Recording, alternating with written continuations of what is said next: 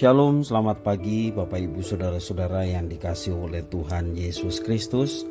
Berjumpa kembali bersama saya Pendeta Eka di dalam renungan firman Tuhan pada hari ini, Senin 20 Desember 2021. Sukacita dan damai sejahtera dari Tuhan kita Yesus Kristus kiranya terus menyertai kehidupan kita, yang pastinya hidup kita bahagia bersama dengan Tuhan. Puji nama Tuhan. Sampai pada pembacaan kita hari ini, kitab Ayub pasal yang ke-28 dan 29. Masih ungkapan jawaban dari Ayub. Baik Bapak Ibu Saudara-saudara, sebelum kita akan merenungkan bagian 2 pasal yang kita baca hari ini, kita akan terlebih dahulu berdoa. Tuhan Allah Bapa di surga yang kami puja, kami sembah di dalam nama Tuhan Yesus. Kami sungguh bersyukur dan berterima kasih kepada Tuhan yang terus memelihara hidup kami sampai pada pagi hari ini. Dan kami mau terus mengisi hati dan pikiran kami dengan kebenaran firman Tuhan. Engkau yang memampukan kami untuk kami dapat memahami apa yang Tuhan maksudkan. Engkau juga menolong kami untuk kami dapat terapkan dalam kehidupan kami setiap hari. Terima kasih Bapa, terpujilah namamu. Demi nama Tuhan Yesus kami berdoa. Amin. Bapak Ibu Saudara-saudara yang dikasihi oleh Tuhan, di dalam pasal 28 dan 29 ini kita akan belajar dari seorang Ayub bagaimana pada akhirnya manusia yang tidak mempunyai hikmat tetapi pada akhirnya diberikan hikmat oleh Tuhan. Saya baca di dalam ayat yang ke-12 sampai yang ke-19. Tetapi di mana hikmat dapat diperoleh? Di mana tempat akal budi? Jalan ke sana tidak diketahui manusia dan tidak dapat didapati di negeri orang hidup. Kata samudra raya, ia tidak terdapat di dalamku, dan kata laut, ia tidak ada padaku.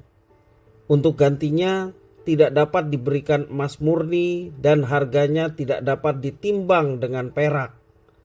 Ia tidak dapat dinilai dengan emas Ofir ataupun dengan permata krisopras yang mahal atau dengan permata lazurit. Tidak dapat diimbangi oleh emas atau kaca ataupun ditukar dengan permata dari emas tua. Baik gewang, baik hablur tidak terhitung lagi. Memiliki hikmat adalah lebih baik daripada mutiara. Permata krisolit Ethiopia tidak dapat mengimbanginya. Ia tidak dapat dinilai dengan emas murni. Itulah ungkapan dari Ayub berkaitan mengenai hikmat. Dalam pasal 28 berbicara tentang kemustahilan hikmat ditemukan dan betapa berharganya hikmat itu. Dengan kata lain, walaupun hikmat nampaknya sulit ditemukan, sudah selayaknya segala daya upaya dikerahkan untuk menemukan hikmat itu. Lalu apa hikmat itu? Seluruh pemahaman kita terhadap pergumulan Ayub nampaknya ditumpukan pada ayat yang ke-28. Demikian firman Tuhan. Tetapi kepada manusia ia berfirman, sesungguhnya takut akan Tuhan itulah hikmat, dan menjauhi kejahatan itulah akal budi.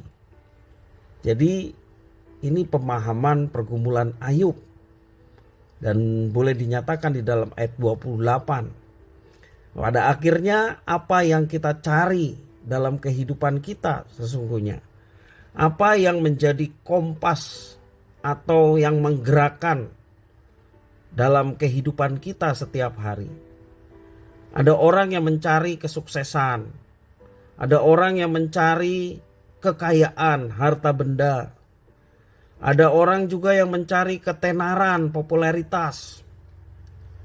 Sepanjang pergumulannya Ayub berdebat dengan teman-temannya tentang hal itu. Kesuksesan, kekayaan, ketenaran, dan lain sebagainya. Kini kita menjumpai bahwa yang terpenting dalam kehidupan adalah takut akan Tuhan dan menjauhi segala kejahatan. Sekali lagi, kita mau menjumpai dalam kehidupan kita yang terpenting adalah takut akan Tuhan dan menjauhi segala kejahatan. Inilah pangkal segala kekayaan yang tidak ternilai dalam kehidupan. Dan ayat 28 tadi menjelaskan, inilah hikmat yang sesungguhnya, inilah akal budi yang sesungguhnya. Orang fasik bisa sukses, bisa kaya, bisa tenar.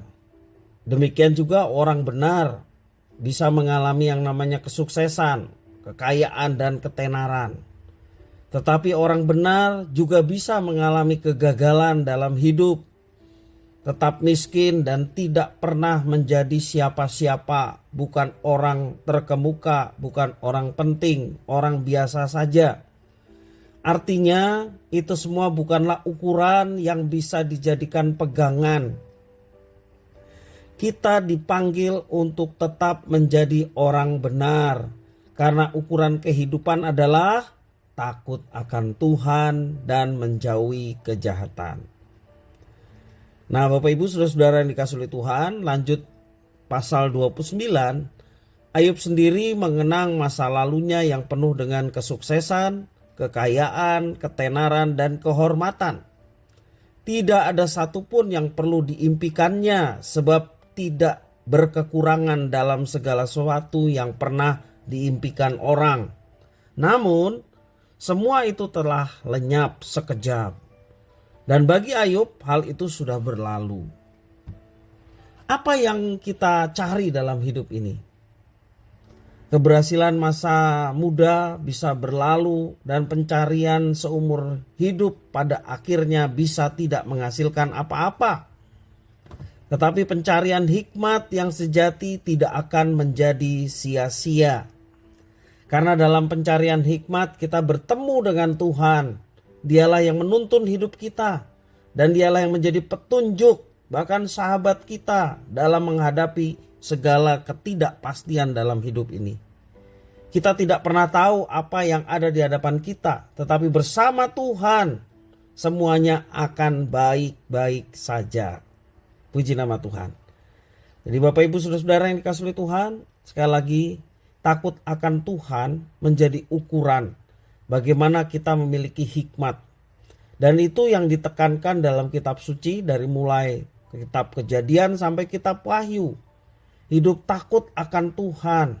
Tentu saja hidup takut akan Tuhan adalah kita menyadari bahwa keberadaan Dia sebagai yang maha kuasa, yang mengatur kehidupan, bahkan kita pun ada di dalam kuasa Tuhan.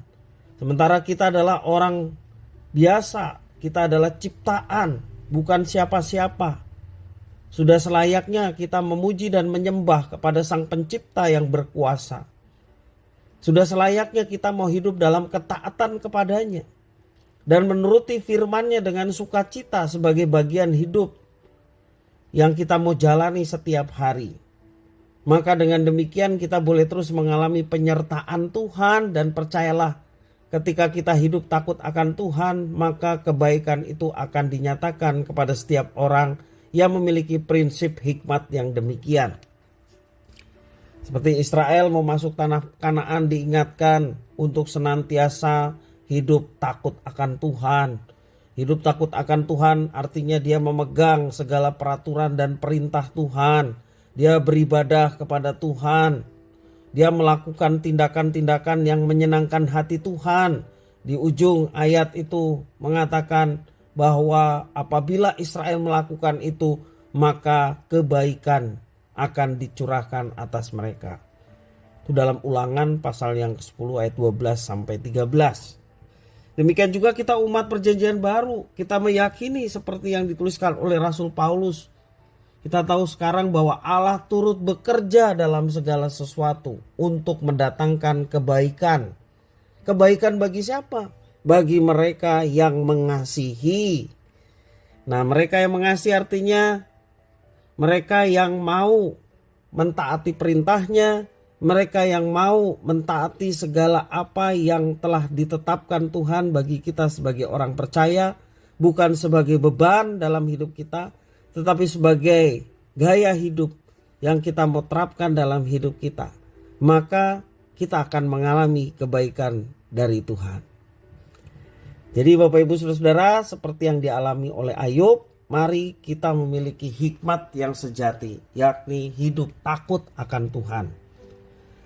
Sekali lagi, kita terbatas, kita tidak tahu apa yang akan terjadi di hadapan kita. Tetapi percayalah, bersama dengan Tuhan semuanya akan baik-baik saja. Puji nama Tuhan. Biarlah firman Tuhan memberkati kita. Mari kita berdoa. Tuhan Allah Bapa di surga, kami bersyukur atas firman Tuhan. Mampukan kami untuk kami dapat terapkan dalam hidup kami. Kami mau terus belajar hidup takut akan Tuhan, karena itulah kesejatian dari hikmat kami sebagai manusia yang terbatas dan tercemar dosa. Mampukan kami Tuhan untuk hidup takut akan Tuhan, menjauhi segala kejahatan, seperti yang dikatakan kitab suci. Biarlah semua itu boleh terjadi dalam hidup kami, sehingga nama Tuhan dipermuliakan dan hidup kami pun boleh menjadi berkat bagi sesama. Terima kasih Bapa, terpujilah namamu. Demi nama Tuhan kami Yesus Kristus, kami sudah berdoa dan bersyukur. Haleluya. Amin.